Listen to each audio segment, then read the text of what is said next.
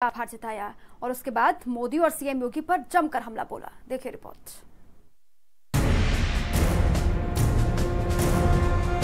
संयुक्त रैली के मंच पर आते ही अखिलेश ने सबसे पहले कार्यकर्ताओं का धन्यवाद दिया, मायावती और अजित सिंह का अभिवादन किया और उसके बाद एक एक करके जुबानी बाण मोदी सरकार पर चलाने शुरू किए। अखिलेश ने कहा कि ये इतिहास बनाने का चुनाव है और बीजेपी का काम सिर्फ नफरत फैलाना है।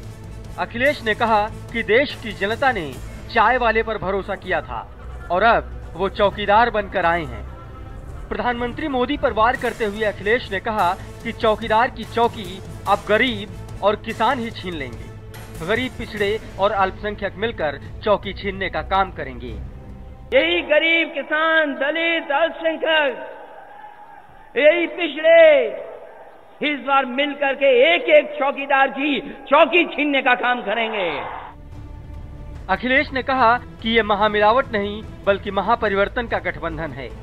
अखिलेश ने बीजेपी पर बड़े कारोबारियों की मदद करने का आरोप भी लगाया और ये कहा कि गठबंधन महापुरुषों के सपनों को पूरा करेगा। अखिलेश ने कहा कि कुंभ में भी हमको कहीं भी 56 इंच का सीना नजर नहीं आया। हमारी आपकी बहुत हसरत थी कि कम से कम 56 इंच का सीना दिख जाए, लेकिन वो भी हम कुंभ में नहीं देख पाए।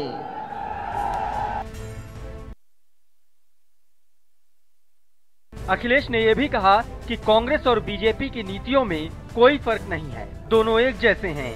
गठबंधन त्याग और समर्पण के साथ काम कर रहा है।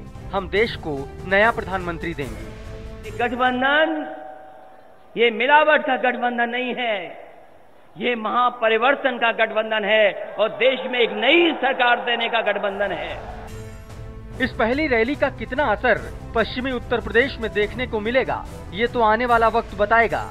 लेकिन पहली रैली के साथ हुए शंखनाद से गठबंधन के नेता और कार्यकर्ता जोश में हैं। भारत समाचार के लिए नरेंद्र प्रताप की रिपोर्ट। देवबंद में